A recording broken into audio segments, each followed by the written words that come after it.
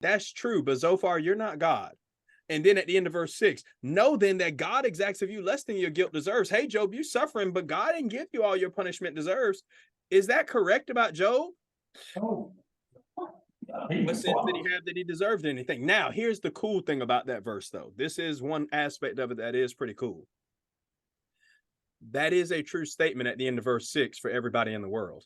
that's right. Your cross-reference, if you don't have it in your Bible, you could just make your own, which are the best to make, I think. Ezra 9:13, when the people come back from Babylonian captivity, you remember what Ezra says in that prayer. It's much like the prayer in Daniel 9 about we deserve this, we've been punished. But in Ezra 9:13, there's this remarkable phrase when Ezra says, you have punished us less than our iniquities deserve. That's true for everybody in the world. You've punished us less than our iniquities deserve. That's true for everybody. Now, doesn't apply to Job, but it's still a cool statement that Zophar makes about punishment and sin and the way God interacts, because God will be uzzing everybody if we were getting punished like our sins deserve. Like as soon as you uzzing everybody, that's new, but we'll just go with it, right? Like as soon as you stepped out of line, we're going to Nadab and Abihu you. Boom, right away. No second chance. Like that's what we deserve. But we've all been punished less than that. Here's the thing about Job to remember.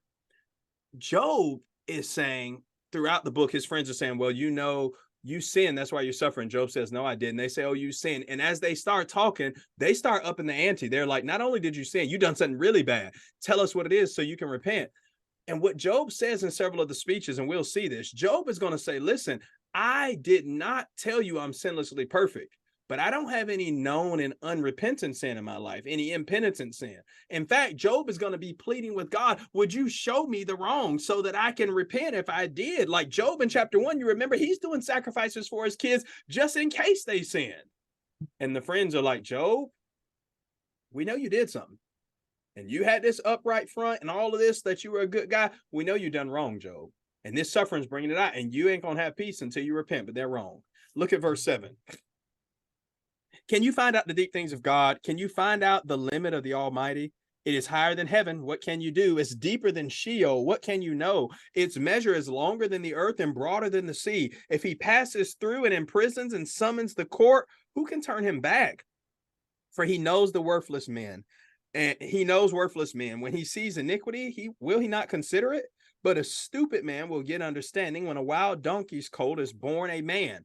If you prepare your heart, you will stretch out your hands toward him. If iniquity is in your hand, put it far away. Let not injustice dwell in your tents. Surely then you will lift up your face without blemish. You will be secure and you will not fear. Job, you'll forget your misery. You'll remember it as waters that have passed away, and your life will be brighter than the noonday. Its darkness will be like the morning.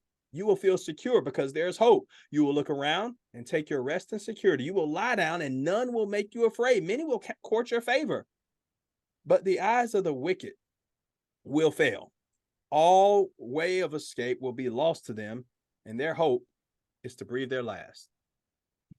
Andreas, what is Zophar telling Job to do?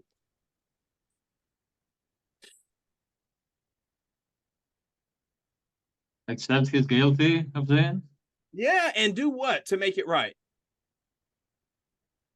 Repent. Pretty much, yeah.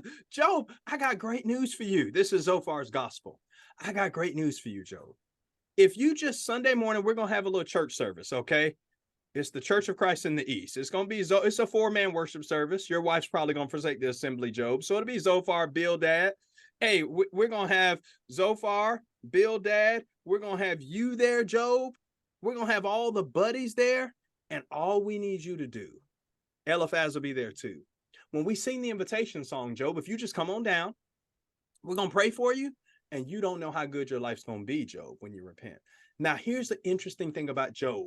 One of the most profound, I'm going to say that a lot. I think everything's interesting about Job, by the way. One of the things that's profound about Job is, what are the friends saying Job has to do to make things right?